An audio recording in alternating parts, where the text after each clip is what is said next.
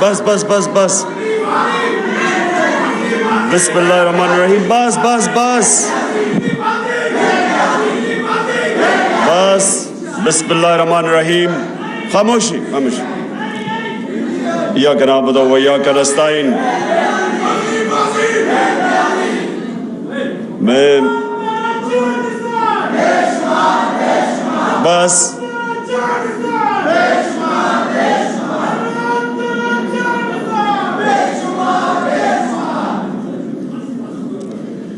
بسم اللہ الرحمن الرحیم.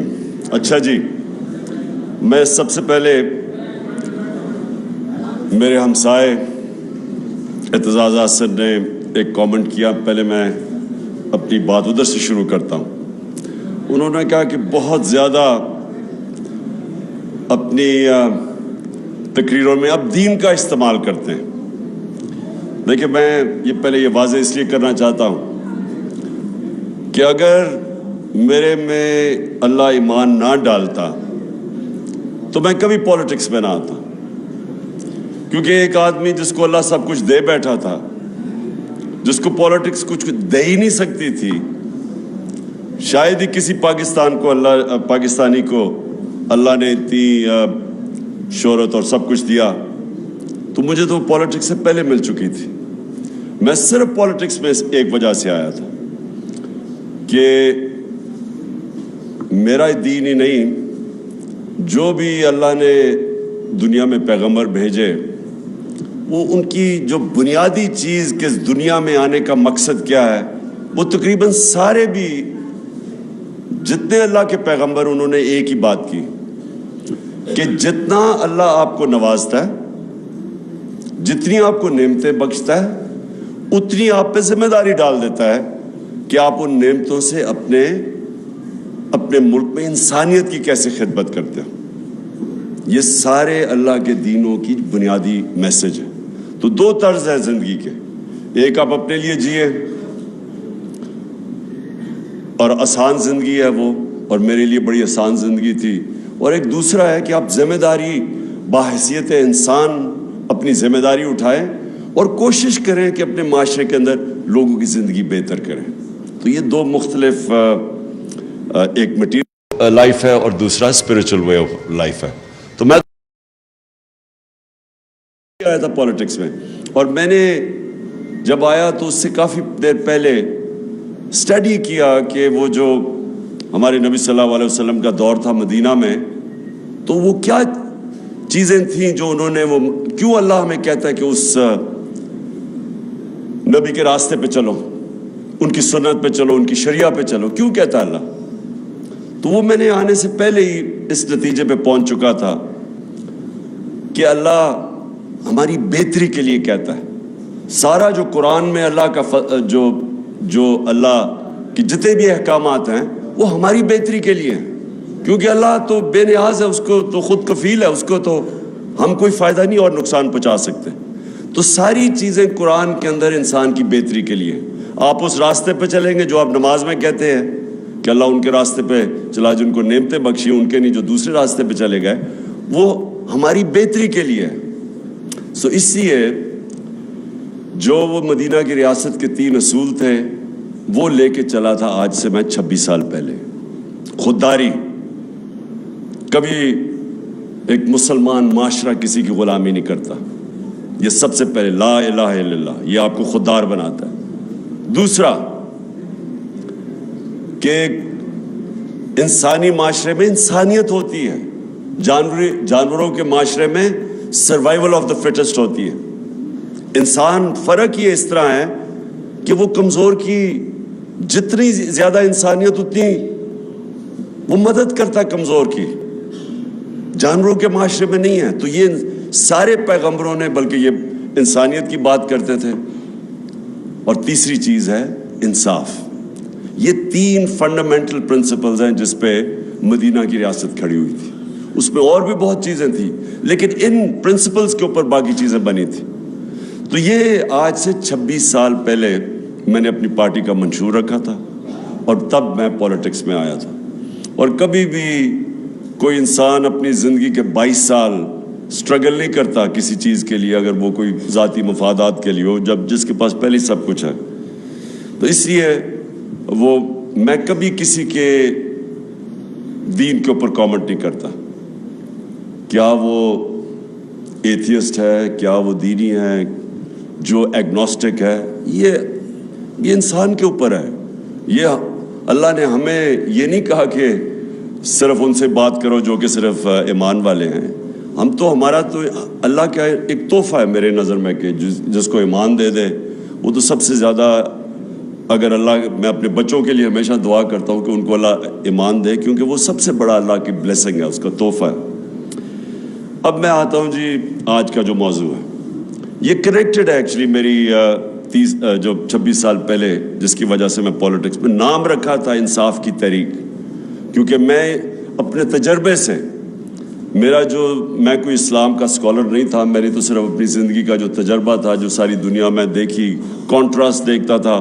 آدھا وقت انگلینڈ میں یونیورسٹی میں گزارتا تھا، یونیورسٹی کے بعد کرکٹ کی وجہ سے آدھا وقت میں پاکستان گزارتا تھا. تو یہ سارا وقت میں موازنہ کر سکتا تھا دونوں معاشروں کا، جو اور شاید لوگ میرے سے بہت عقل والے لوگ ہوں گے، لیکن ان کو اس طرح کی اپرچونٹی نہیں تھی کہ جو میرے پاس تھی.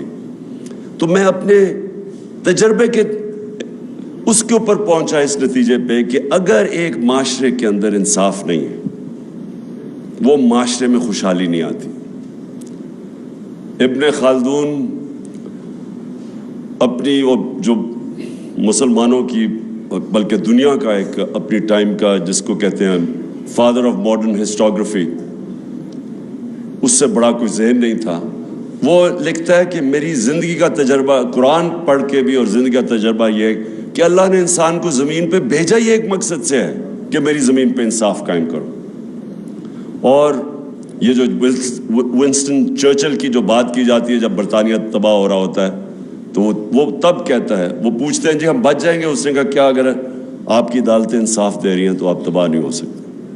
حضرت علی رضی اللہ تعالیٰ کہتے ہیں کفر کا نظام چل جائے گا لیکن ناانصافی کا نظام نہیں چل سکتا.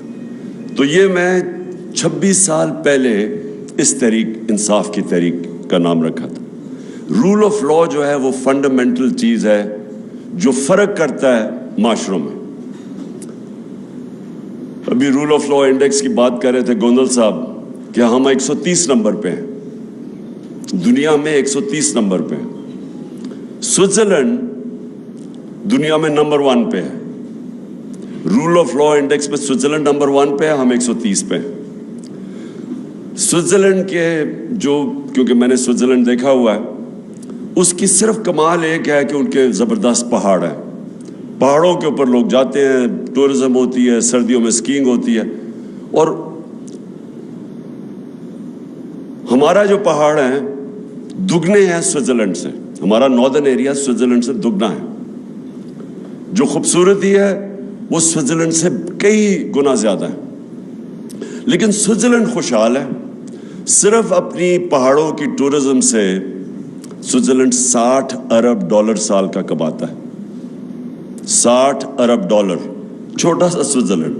ہماری ساری ملک کی ایکسپورٹس ہماری تاریخی تھی $30 ارب $31 ارب یا $32 ارب. ان کو صرف ٹورزم سے $60 ارب ملتا. سوئٹزرلینڈ ٹورزم سے پیسے اس لیے نہیں بناتا کہ ان کی ملک میں خوبصورتی زیادہ ہے، وہ اس لیے بناتا ہے کہ وہاں رول آف لا ہے. وہاں کوئی قانون سے اوپر نہیں ہے. اس ملک کے اندر ان کی عدالتیں انصاف کرتی ہیں. اس کے ملک کے اندر جو عام شہری ہے اس کو اس کے ملک کا قانون مکمل طور پہ تحفظ دیتا ہے طاقتور سے. اور جب ایک کمزور انسان کو اس کے ملک کا انصاف کا نظام تحفظ دیتا ہے، وہ انسانوں کو آزاد کر دیتا ہے. تو سب سے امپورٹنٹ چیز آپ کی سمجھنی ہے کہ صرف آزاد انسان کی پرواز اوپر ہوتی ہے. بڑے کام صرف آزاد انسان کرتے ہیں. غلام ملک کے اندر بھی اگر ایک انسان آزاد ہو وہ اس ملک میں بھی اوپر چلا جاتا ہے.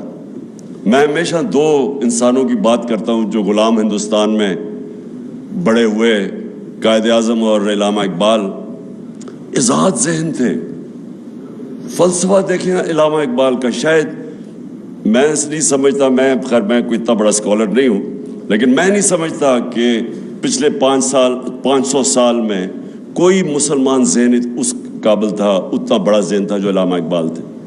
اور قائد اعظم سارے برٹش انڈیا کے اندر سب سے قابل لائر سمجھے جاتے تھے، سب سے زیادہ ان کی فیس ہوتی تھی. تو قائد اعظم کا دیکھ لیں کہ وہ ایک غلام ہندوستان میں ایک آزاد ذہن تھا، جو وہ آزادی کی بات کرتے تھے، جو ان کی رسپیکٹ تھی، خودداری تھی. میں اب ذرا ماڈرن کئی دفعہ کہتا ہوں کہ وہ جو شہباز شریف کا ایک میں ٹیپ چلاتا ہوں کہ ہم بھیک نہیں مانگنے ہیں لیکن ہم مجبور ہیں، ہم یہ ہیں وہ ہیں. قائد اعظم کو سنیں ذرا آپ، اس کی ساری آپ تقریریں سنیں، ان کے مخالف کے کامنٹ سنیں قائد اعظم کے اوپر. تو یہ بڑے کام صرف آزاد ذہن کرتے ہیں. جو انوویشنز اور انوینشنز ہیں وہ صرف آزاد ذہن کرتا ہے. غلام ذہن صرف اچھا غلام بنتا ہے. اور ڈفرینٹ قسم کی آزادیاں جو میں تحریک حقیقی آزادی کی بات کرتا ہوں اس میں مختلف قسم کی ہے. آج ہم صرف وہ آزادی کی بات کر رہے ہیں جو کہ آزاد عدلیہ، جو رول آف لا امپلیمنٹ کرتی ہے اور جو قوم کو، لوگوں کو آزاد کرتی ہے، طاقتور کے ظلم سے آزاد کرتی ہے. یہ جو فیوڈل کلچر ہے، فیوڈل کلچر کیا ہے؟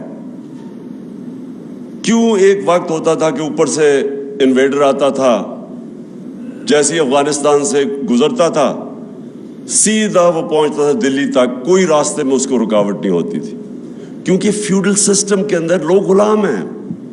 تو ان کو فرق ہی نہیں پڑتا تھا کہ کوئی باہر آئے، کیونکہ جو اوپر آئے یا جائے. بابر کے اوپر بابر کی ایک جو پہلا مغل بادشاہ جب آیا تھا تو اس کے اوپر یہ ایک انسیڈنٹ بتایا جاتا ہے کہ وہ جب آیا تو اس نے ایک چھوٹی سی پہلے ریڈ کیا، فتح کرنے سے پہلے اس نے ایک ریڈ کی پانی پت سے پہلے سیالکوٹ کے پاس. تو کہتا ہے ایک چھوٹی سی لڑائی ہوئی، یہ جیت گئے. تو کہتا ابھی وہ شام کو بیٹھا دیکھ رہا تو تھوڑی دور، لڑائی سے تھوڑی دور ایک کسان اپنا ہل چلا رہا ہے. وہ بڑا حیران ہوتا ہے کہ یہ اس کو کوئی فرق ہی نہیں پڑا کہ کوئی باہر سے فوج ہے یا لڑائی ہوئی ہے.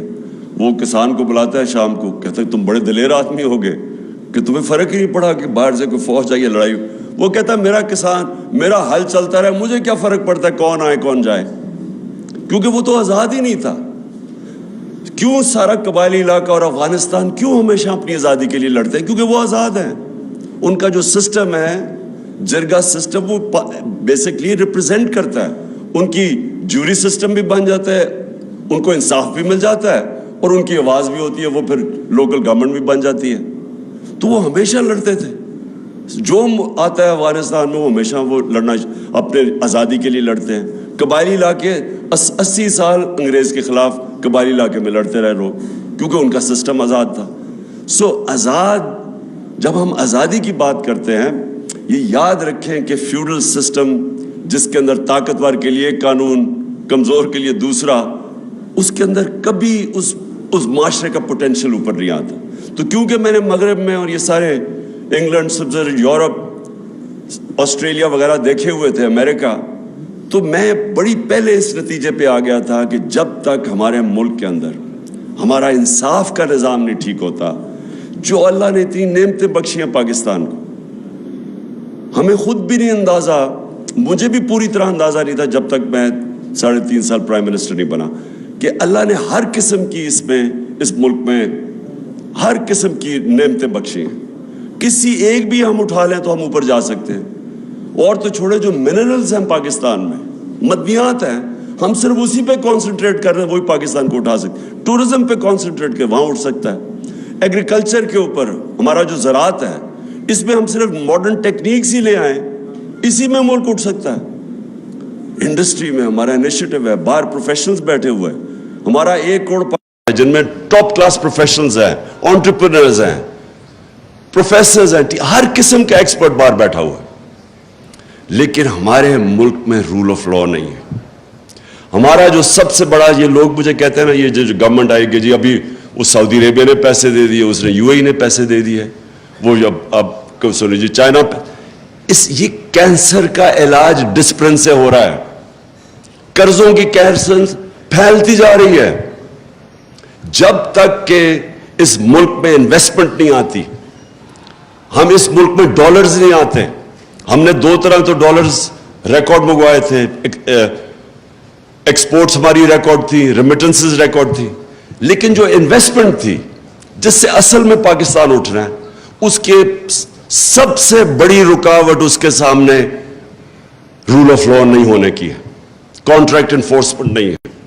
بڑے بڑے انویسٹر ڈرتے ہیں, جو میس لیول پہ جو آپ کے اوورسیز انویسٹرز ہیں, جو کہ چھوٹی چھوٹی انویسٹمنٹ کر سکتے ہیں, 1 کروڑ میں سے 20 لاکھ پاکستانی انویسٹمنٹ کر دیں, 1 کروڑ میں سے 20 لاکھ بھی انویسٹ کر دیں, پاکستان کو کوئی کسی سے پیسے لینے کی ضرورت نہیں, کوئی IMF کے پاس جانے کی ضرورت نہیں. تو پوچھے وہ انویسٹ کیوں نہیں کرتے؟ سب سے بڑا ان کا پرابلم یہ ہے کہ جہاں جیسے ہی وہ پھنستے ہیں عدالتوں میں, ان کو کوئی اعتماد نہیں ہے کہ ہمیں انصاف ملے گا, ہماری انویسٹمنٹ بچے گی.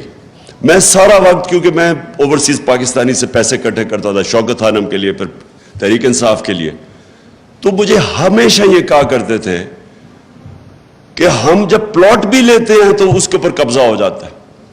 کون فیکٹری لگائے گا, کون بزنس شروع کرے گا؟ وہ دبئی میں جا کے بزنس کرنا شروع کر دیتے ہیں, یہاں بزنس نہیں کرتے. کیونکہ جب ایک پلاٹ کے اوپر, پلاٹ سے زیادہ سیف چیز کیا ہے, اس کے اوپر ان کو مصیبت پڑ جاتی ہے کہ اس کے اوپر قبضے ہو جاتے ہیں, عدالتوں کے وہ چکر لگاتے ہیں. کوئی طاقتور آ کے قبضہ گروپ آ کے, اچھا قبضے گروپ بھی سمجھ گئے ہیں کہ اوورسیز پاکستانیوں کی کون سا پراپرٹی ہے, وہ بیچارے خرید کے واپس جاتے ہیں, پیچھے سے قبضہ ہو جاتا ہے. تو جب آپ ایک سیف انویسٹمنٹ پلاٹ کے اوپر بھی آپ لوگوں کے قانون کے اوپر اعتماد نہیں ہوتا, تو کیسے انویسٹمنٹ آ سکتی ہے جو کہ اس ملک میں اتنی آ سکتی ہے؟ کیونکہ جو اوورسیز پاکستانی اس کے پاس جس وقت جو ان کے پاس ڈالرز پڑے ہوئے ہیں, جتنا پاکستان کا قرضہ ہے اس سارے قرضے سے زیادہ ڈالرز باہر پڑے ہوئے ہیں اوورسیز پاکستانی کے. اور میں ان کی بات نہیں کر رہا جو انہوں نے چوری کر کے پیسہ باہر لے کے گئے یہاں کے ڈالرز, میں بات کر رہا ہوں جو انہوں نے باہر کمائی کی تھی جو پاکستان آ سکتا ہے. تو میری پہلی چیز یہ کہ ہمارا جو آج پاکستان کا مستقبل ہے,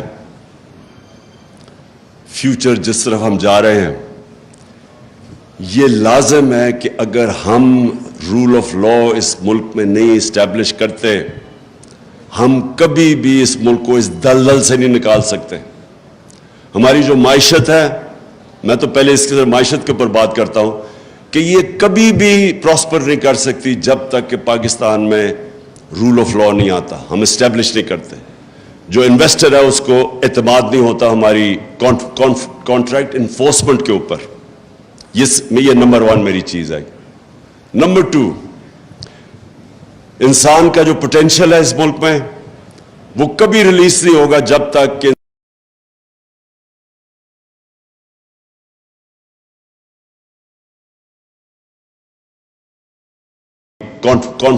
کانٹریکٹ انفورسمنٹ کے اوپر. یہ چیز ہے. نمبر 2, انسان کا جو پوٹینشیل ہے اس ملک میں وہ کبھی ریلیز نہیں ہوگا جب تک کہ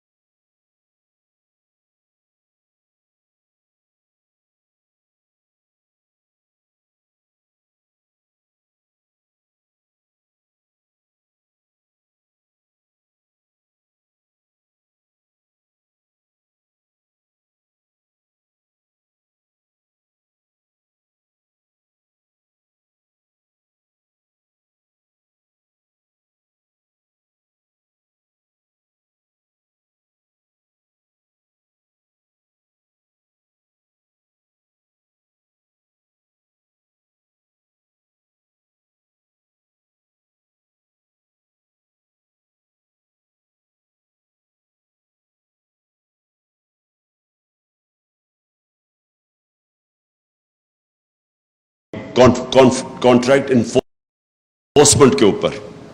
یہ چیز ہے.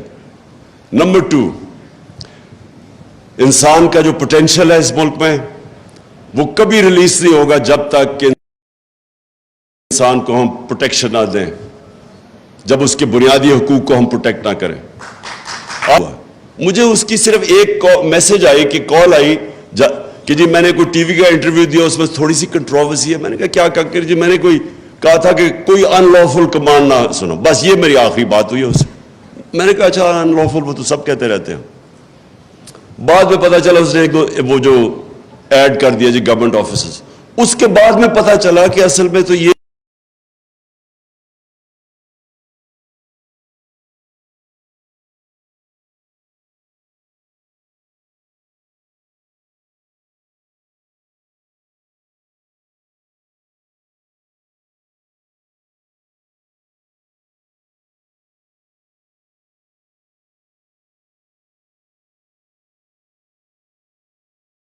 अनलॉफुल कमांड ना सुनो, बस ये मेरी आखिरी बात हुई है उससे। मैंने कहा अच्छा कहते रहते हैं।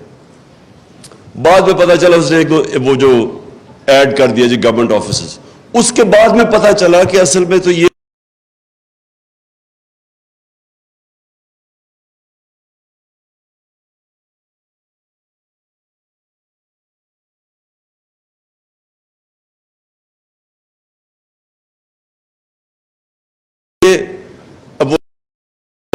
असगर खान का केस था, उसके अंदर अदालत ही वही बातें कर रही है।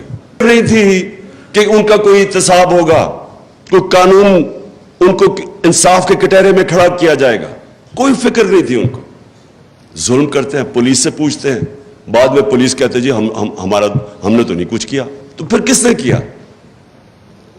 कौन था इसके पीछे? जो भी पीछे था वो अपने आप को कानून से ऊपर समझता है। वो समझता था कि पाकिस्तान का कानून मेरे ऊपर नहीं लागू होता, और ये है अलमिया हमारा। और फिर वो खातून मैजिस्ट्रेट, वो बड़ा जी इमरान खान को दहशतगर्द बना दिया मुझे, कि वो ने उसको कह दिया है कि जब खातून मैजिस्ट्रेट के पास आया, जब उसको पता था तशद्दुद है, आज साबित हुआ है कि उसके ऊपर तशद्दुद हुआ है, अदालत में उसकी रिपोर्ट दी गई है कि उसके ऊपर तशद्दुद हुआ, उसने फिर उसको पुलिस के पास रिमांड पे भेज दिया। यानी कोई चेक करना चाहिए। और क्या इनकी कोई अकाउंटेबिलिटी नहीं है कि एक आदमी देख रहे हैं तस्वीरें उसकी, देख रहे हैं वो पब्लिक में बिल्कुल मेंटली ब्रेक हुआ है, उसको फिर पकड़ के वापस भेज दिया उसी पुलिस के पास, और चेक भी नहीं किया कि उसके ऊपर तशद्दुद हुआ या नहीं। और फिर ये जो आईजी और डीआईजी है, कौन जिम्मेदार है कि एक आदमी को आपने गैर कानूनी तौर पर उठा के तशद्दुद किया? किधर ये इजाजत देता है? और उसके ऊपर अच्छा मैं कह रहा हूं कि कानूनी कार्रवाई करेंगे, वो कहते जी दहशतगर्द। सोच ले कि अच्छा पहले वो गलत काम कर रहे हैं, उनके गलत काम करने के लिए हम कह रहे हैं कानूनी कार्रवाई करेंगे, और वो ऊपर से दहशतगर्दी का पर्चा करवा देते हैं मेरे ऊपर, और जनाब वारंट निकाल देते हैं। ये सारी चीजें क्या शो करता है कि हमारे मुल्क में कानून की हुक्मरानी नहीं, ताकत की हुक्मरानी है। जो ताकतवर है वो कानून से ऊपर है, जो कमजोर है उसकी हिफाजत नहीं करता कानून। इसलिए ये बड़ा इंपॉर्टेंट है कि हम अपने मुल्क में जद्दोजहद करें। ये पाकिस्तान की फ्यूचर की जंग है।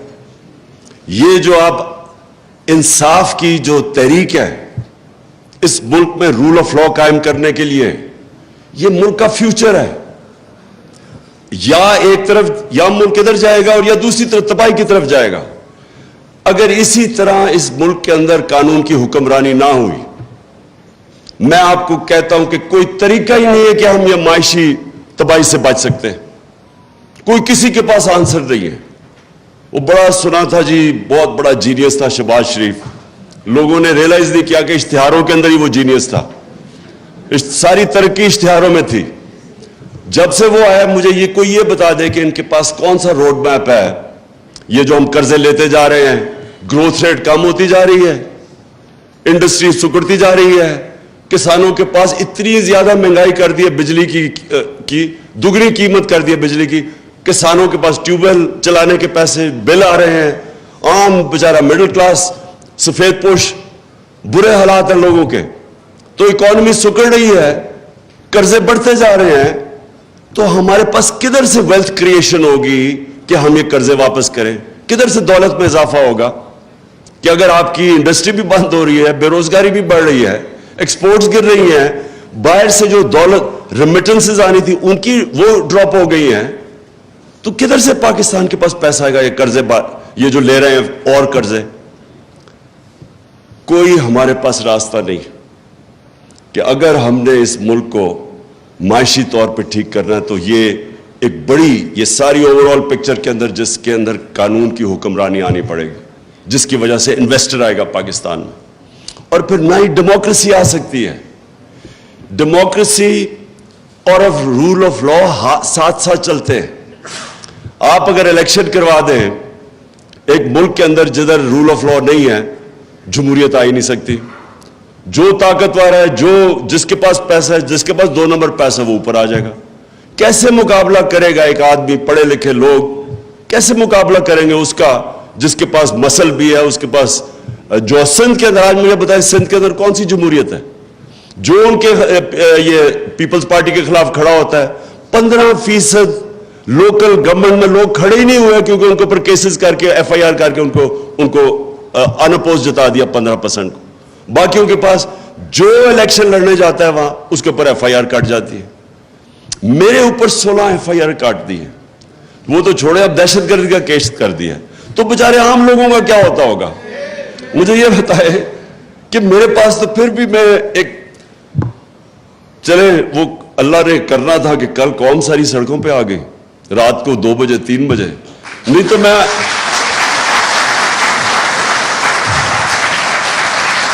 لیکن میں یہی سوچ رہا تھا کہ میں اگر عام ایک شہری پاکستانی ہوتا, میں شہباز گل ہوتا, تو ابھی تک انہوں نے مجھے اٹھا کے وہ جیل میں جا کے اسی طرح پھینٹا لگانا تھا جو اس بیچارے سے کیا. اور کس سے نہیں,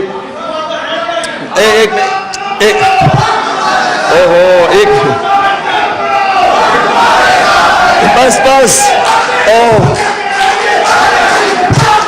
بس بس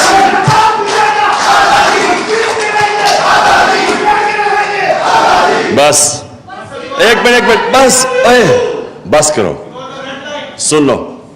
میں صرف آپ کو ایک یہ میرا مقصد آپ کو سمجھانے کا ہے کہ ایک عام آدمی پاکستان میں جس دن ہمارا قانون اس کو تحفظ دے گا کہ پہلے تو ڈریں گے لوگ اس طرح کا پرچہ کرنے کے لیے, جو ایسا پرچہ کرے گا دہشت گردی کا اس کے اوپر سوالات پہلے عدالت پوچھے گی کہ تمہاری جرت کیسے پڑی, کیوں نہیں اس طرح ہوتا. میں برطانیہ میں کتنے 20-30 سال دیکھا, کیوں کسی کے اوپر اس طرح نہیں ہوتا؟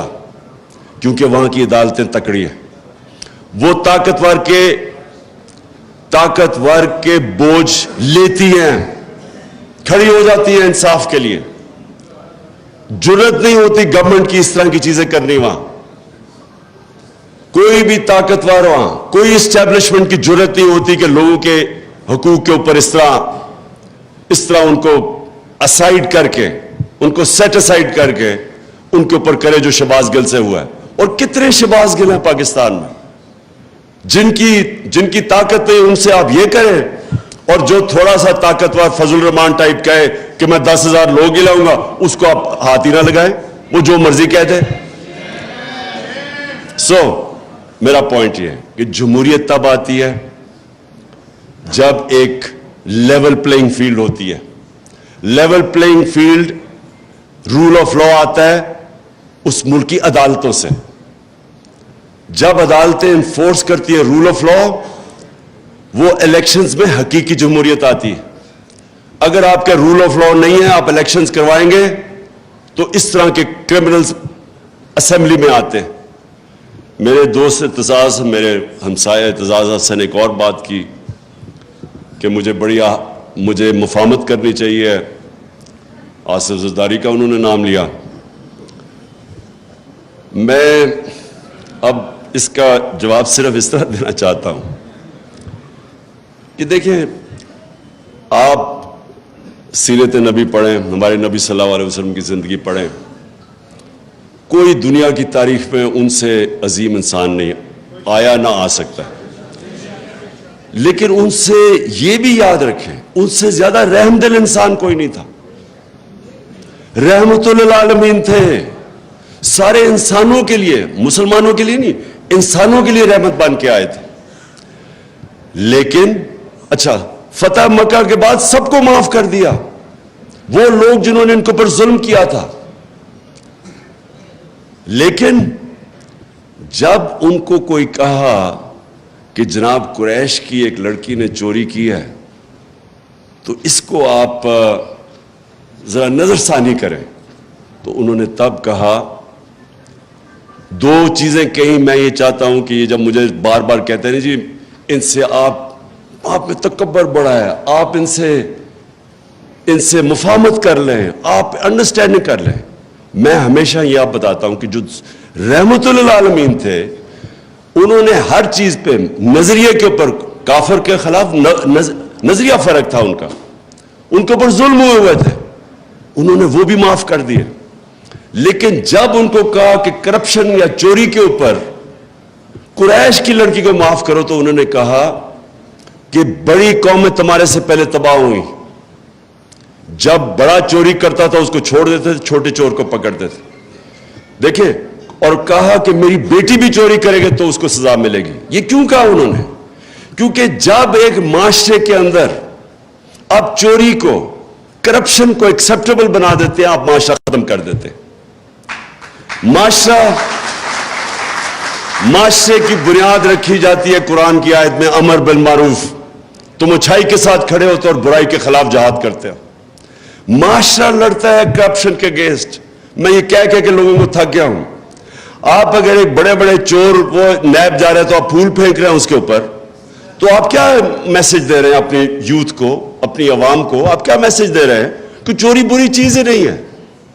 مجھے کہہ جی وہ ہمارے صحافیوں نے کہا کہ دیکھیں جب عمران خان کو بھی اب وہ انہوں نے تقریر کرنے سے منع کر دیا تو نواز شریف کو بھی کر دیا. نواز شریف کو پاکستان کے سپریم کورٹ نے 2 سال کی تفتیش کے بعد, جب اس کی کرونا جو پینما پیپرز کے اندر پراپرٹیز اربوں روپے کی پکڑی گئی, اس کے اوپر تفتیش کے بعد اس کو ڈسکوالیفائی کیا اور سزا دی. مجھے کس چیز پہ کہہ رہے ہیں کہ جی آپ نے وہ میجسٹریٹ کو کہہ دیا کہ وہ اس کے اوپر قانونی کارروائی ہونی چاہیے, اور آئی جی اور ڈی آئی جی اس کے اوپر کہہ رہے ہیں میرا بند کر دیا, اور وہ ایک ہی ہے.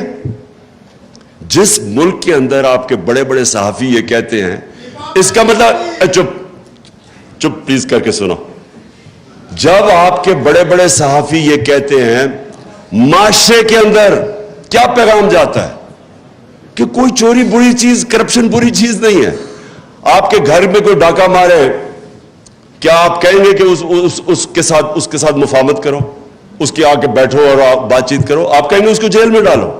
تو کرپشن تو ملک کے اوپر ڈاکہ مارا جاتا ہے, تو آپ اس کو کہہ رہے ہیں کہ نہیں جی ان سے بیٹھ کے کرو. تو میں صرف اس چیز کے اوپر, کیونکہ میں زیادہ تر تو اپنے ہمسایہ اعتزاز حسن سے سب چیز سے اگری کرتا ہوں, لیکن ادھر میرے دین کے اوپر تو خیر ہمارا مختلف ویوز ہیں, لیکن اس کے اوپر کہ آپ ہر کسی سے کمپرومائز, پالیٹکس ہوتی ہے آرٹ آف کمپرومائز, لیکن جس وقت آپ کرپشن سے کمپرومائز کرتے ہیں, جنرل مشرف نے یہ جو بالکل سلمان راجہ ٹھیک کہہ رہا ہے, وہ جو این آر او دیا تھا, کبھی کسی نے ایسٹیمیٹ کیا ہے کہ اس کا اس ملک کو کتنا بڑا نقصان ہوا, کہ کس طرح کرپشن کے دروازے کھلے, کتنا ملک پیچھے گیا. مجھے جب گورنمنٹ میں 4 گنا زیادہ قرضہ ہمارا نیشنل ڈیٹ بڑی 6 ٹریلین سے پہنچ گئی 30 ٹریلین پہ. ہم نے جو پہلا پیسہ اکٹھا کیا ٹیکس میں آدھا چلا گیا ان کے لیے ہوئے قرضوں کی قسطوں پہ, تو ملک کدھر سے چلانا تھا.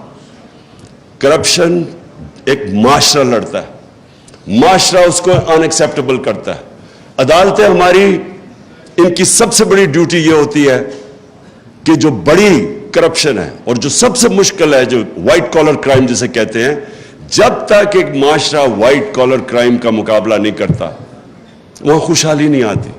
اور آپ سوئٹزرلینڈ کی اس لیے میں مثال دیتا ہوں, جب وہ رول آف لا کی انڈیکس کی بات کرتے ہیں کہ 99.9% ہے وہاں, اور خوشحالی بھی دنیا میں سب سے زیادہ ہے, وسائل نہ ہونے کے برابر ہیں, وہ اس لیے کہ اس معاشرے کے اندر انصاف ہے.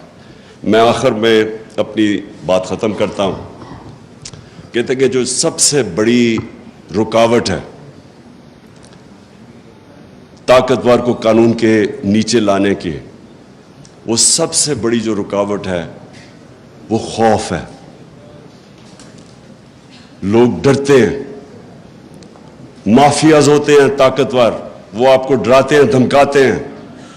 لوگوں کو ڈر ہوتا ہے اپنی جان کھونے کا، لوگوں کو ڈر ہوتا ہے میرا روزگار چلا جائے گا، لوگوں کو ڈر ہوتا ہے کہ جناب مجھے ذلیل کر دیں گے ٹی وی کے اوپر اور میڈیا پہ.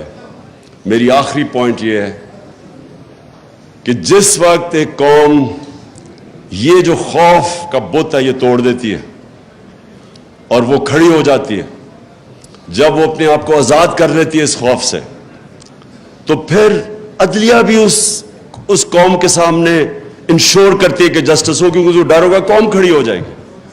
جو بڑی اچھی بات کی سلمان نے یہ بھی کہ جب مارشل لاء لگے تو لوگ سڑکوں پہ نکلے ہی نہیں، بھائی آرام سے چپ لوگوں نے ایکسیپٹ کر لیا کسی نے قانون توڑا. لیکن میں یہ سمجھتا ہوں کہ ہمارا ملک یہ بہت بڑا اللہ نے کرم کیا ہمارے ملک پہ کہ ہمارے لوگوں کو بیدار کر دیا ہے، شعور آ گیا ہمارے لوگوں میں، چینج ہو گیا ہے. کبھی میں نے پاکستانی قوم کے اندر اس طرح کی بیداری نہیں دیکھی. اور مجھے جو سب سے زیادہ اس وقت ایک میرے دل میں خوشی یہ ہے کہ ہر چیز، یہ جو بری چیزیں ہو رہی ہیں یہ میڈیا کے اوپر، یہ سوشل میڈیا کے، ان کے لوگوں کو دبا رہے ہیں. ٹیلی فون جا رہے ہیں، کوئی تو لکھتا ہے کہ ہم تمہیں یہ کر دیں گے، ان نون نمبر سے ٹیلی فون جا رہے ہیں، ہم ایجنسی سے کال کر رہے ہیں، آپ نے یہ نہیں کہنا وہ نہیں کہنا، لوگوں کو ڈرا رہے ہیں، دھمکا رہے ہیں، سپریس کر رہے ہیں. لیکن جو مجھے اور میڈیا کو ARY کو بند کیا، وہ بول کی اس دن میری تقریر اس کو لائیو ختم کر دیا. میڈیا کو کال جاتی ہے کہ آپ نے نہیں دکھانا یہ تحریک انصاف اور عمران خان کو.